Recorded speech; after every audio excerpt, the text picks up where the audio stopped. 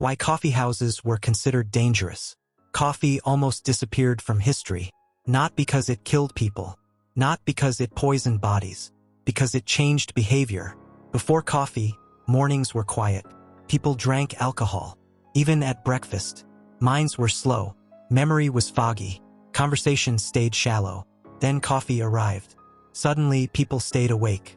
Longer, sharper. They remembered things. They connected ideas. And something strange happened. They started talking to people they didn't know, in the same room. That had never been normal before. In the 1600s, most conversation was controlled. Churches decided what could be said. Courts decided who could speak. Taverns were loud, but useless. Coffee houses were different. No music, no distractions, just chairs, tables, and words. Strangers sat together, without hierarchy. A merchant next to a poet, a sailor next to a lawyer. No titles, no uniforms, only arguments. Politics left palaces and entered rooms. With cheap cups, news spread faster than messengers. Rumors turned into debates. Debates turned into doubt. And doubt is dangerous.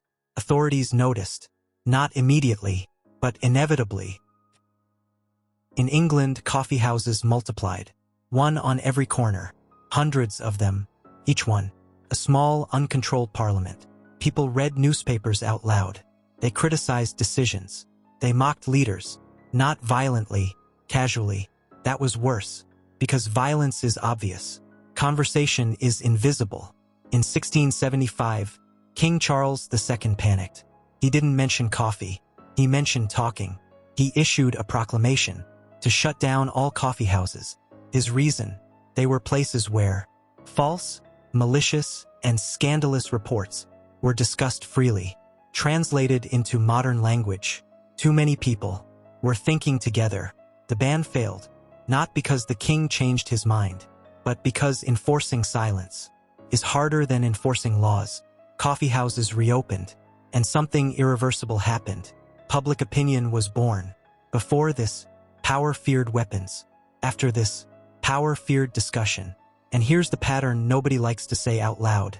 Every time people gather, without supervision, authority reacts, sometimes with bans, sometimes with rules, sometimes with noise. Distraction is just a quieter form of control. Now pause. Think carefully. Coffeehouses weren't dangerous because of ideas. They were dangerous because ideas collided. Individually, a thought is harmless. Collectively, it becomes momentum. This is why rulers never fully banned coffee. They adapted. They learned something important. Let people talk, but not together. Let them speak, but not face to face. Let them argue, but keep them separate. Isolation is safer than censorship. Fast forward to now. We talk more than ever, post more than ever, comment more than ever. But how often do we sit in the same room and talk without scripts, without screens, without algorithms? Coffeehouses created friction. Modern platforms remove it, and friction is where thinking happens. That's the uncomfortable part. Freedom didn't begin with declarations or revolutions. It began quietly, with chairs, tables, hot drinks, and people realizing they weren't alone in their doubts. So here's the real question. Not about coffee, not about history, but about now. What would become dangerous today if people stopped scrolling and started sitting in the same room again? Because history already answered once, and power remembered the lesson.